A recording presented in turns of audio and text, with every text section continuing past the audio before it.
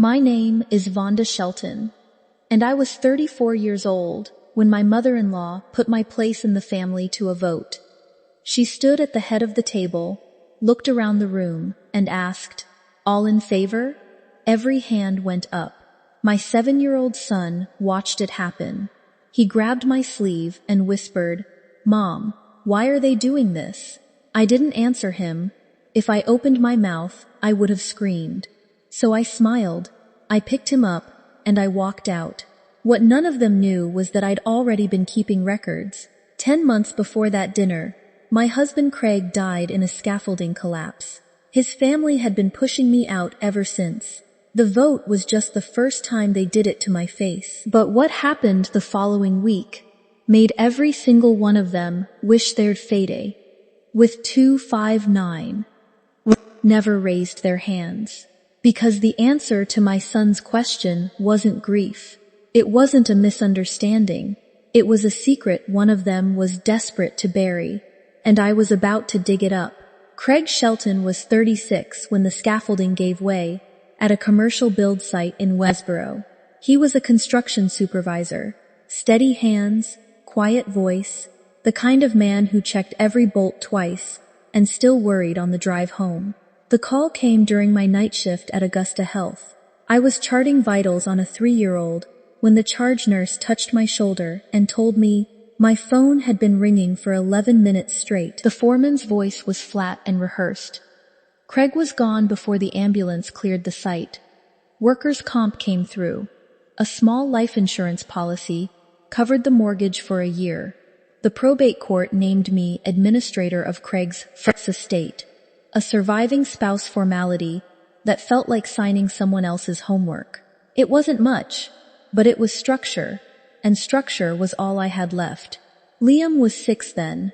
He asked me every morning for 2 weeks if Daddy was coming back.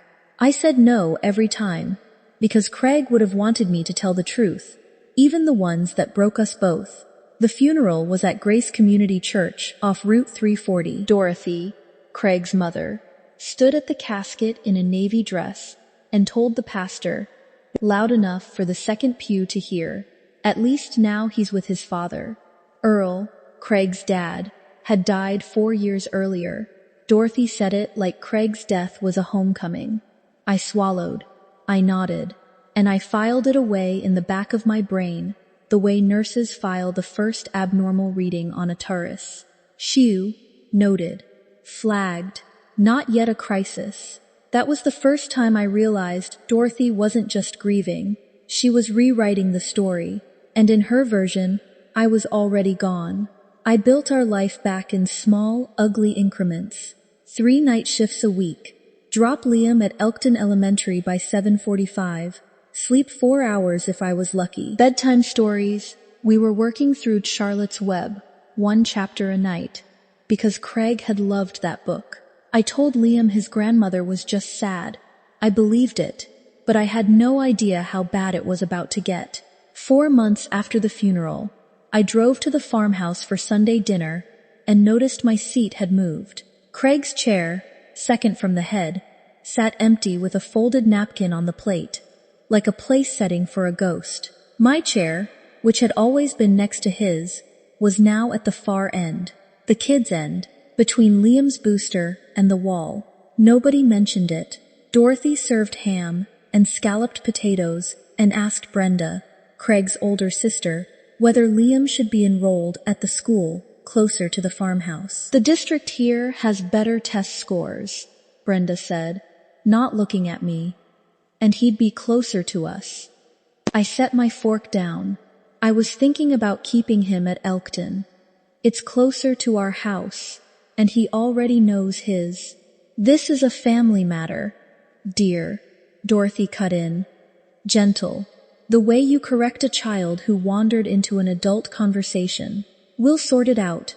Keith, Craig's younger brother, nodded along like a man agreeing with a verdict he'd already decided on.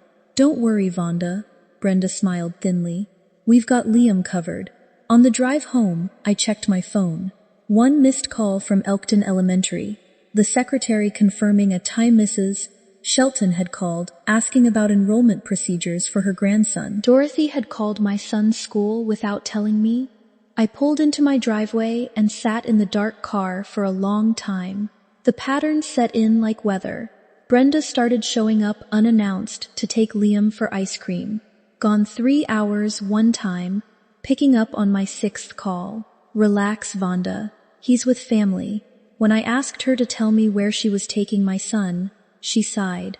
You don't really belong here anymore. We're just helping. That landed different than the small stuff. Because you don't really belong here anymore isn't help. It's a position statement. So I started keeping notes on my phone. Dates, times, what was said, who was present. I'm a nurse. Documentation is instinct, not strategy. You chart the vitals. You chart the symptoms. And if the patient deteriorates, you have a record that shows you were paying attention the whole time. The family was deteriorating, and I was paying attention. That night I made a decision that would change everything. I would stop arguing and start recording. Then Keith came by the house on a Saturday. Unusual, because Keith avoided me the way people avoid conversations about money they owe. Just checking if you need help with Craig's truck, he said from the porch. But his eyes kept tracking the hallway toward Craig's elf, like a compass needle finding north. 10 minutes of small talk, and then he steered. Have you gone through Craig's stuff yet? His files, bank statements, that kind of thing? 12 years of nursing teaches you to read bodies the way most people read words. His jaw was tight. His hand went to the back of his neck, a self-soothing gesture I'd seen on patients trying to minimize their symptoms. Not yet, I said. Good. Too fast. I mean, no rush. Just paperwork, right? He left. From my kitchen window, I watched his truck pull over halfway down the road, phone to his ear, talking fast, one hand gripping the wheel. I didn't know yet what he was hiding, but I knew the look. I'd seen it on patients' families when the test results came back and they weren't ready for the answer. The isolation came fast after that. At church, 2 women from the quilting circle, women I met, sat beside for 8 years, looked straight through me. Dorothy mentioned you've been difficult about Liam's arrangements. One whispered, Is everything okay at home? There are no arrangements, I said. I'm his mother. They walked away whispering. The narrative had been set. Vonda was the problem. Vonda wasn't cooperating. Dorothy hadn't needed a podium. She had something better, a church network and a reputation for grief that made everyone lean her way. That night, I pulled Craig's flannel from the closet, red and black, worn at the elbows. It still smelled like sawdust and cheap deodorant. It smelled like being safe. I sat on the bed and held it against my chest, and I realized no one was coming to save me. The pastor wasn't. The church wasn't. The family wasn't. I had to save myself. Dorothy called on a Wednesday. Her voice was different, lighter, softer, the way she sounded at Christmas when she was trying. I want the whole family together this Sunday. Bring Liam. I'll make his favorite. Dorothy didn't do warm without a reason. I called Rosa, senior RN on my floor, the only person I told everything. Something's off, I said. Then go, Rosa told me. But keep your eyes open and your phone charged. You'll want to write things down after. Sunday, the driveway had 4 cars. 2 I didn't recognize, both with church parking stickers. My stomach dropped. Sunday dinner was usually 5 people.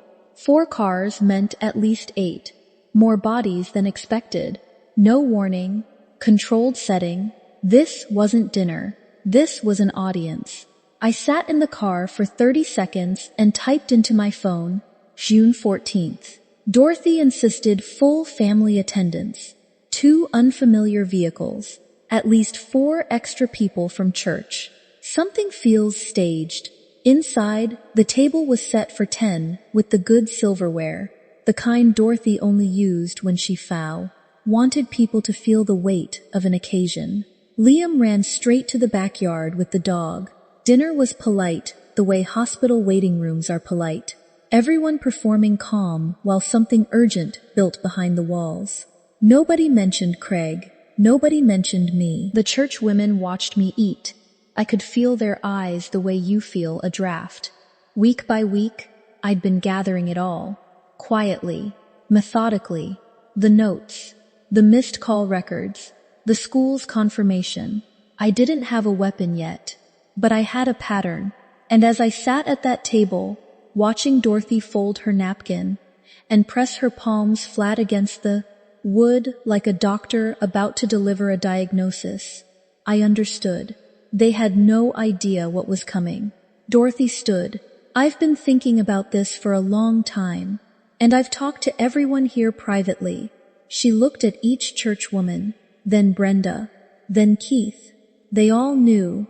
Everyone at that table knew what was coming, except me. Craig was the heart of this family. Since he's been gone, things have been strained. I'm not saying this to hurt you, Vonda, but I think it's still. For Liam, if we discuss whether you should continue attending family events. The grandfather clock ticked in the hallway. 1 beat, 2. I'd like to put it to a vote, she said. These ladies are here as witnesses, so no one can say it wasn't fair. Fair, like staging a vote to exile your dead son, wife while her child played in the yard, was an exercise in democracy. All in favor? Dorothy raised her hand first. Steady, rehearsed. Keith's hand went up next. Fast, almost relieved. Brenda raised hers, eyes fixed on the table. The churchwomen followed in a wave of borrowed conviction. 8 hands. I counted them, because counting was all my brain could do. And then the back door banged open. Liam stood in the doorway, grass-stained knees, and he saw the hands, all of them still raised, frozen in that ugly salute.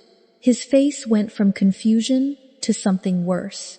Understanding. He crossed the room, grabbed my sleeve, and whispered the thing that broke open every locked door in my chest.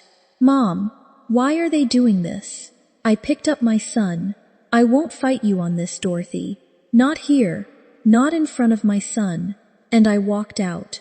That was 6 weeks before the room went completely silent. Because here's what they didn't know. When I finally opened Craig's winter jacket, there was a sealed envelope in the inside pocket, my name in his handwriting. A letter he'd written before a surgery and forgotten.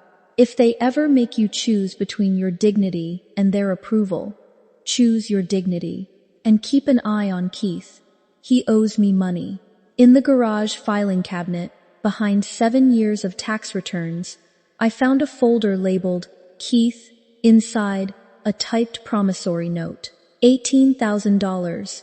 Keith's signature at the bottom, Craig's pencil in the margin, 12 months of zeros, and stapled to it 2 text screenshots. Don't tell Mom. Don't tell Mom. Keith didn't want me gone because he cared about Liam. He wanted me gone because I was 20 minutes away from opening a filing cabinet and finding proof he owed my dead husband $18,000. Dorothy wasn't the architect. Keith was. He'd loaded the gun with his mother's grief and let her pull the trigger. I took it all to an attorney, Margaret Hale. She sent 1 certified letter. It asserted my sole custody of Liam. It documented the harassment, the school calls, the unauthorized pickups, the vote in front of witnesses, and it demanded repayment of the $18,000 debt to Craig's estate, the estate I administered.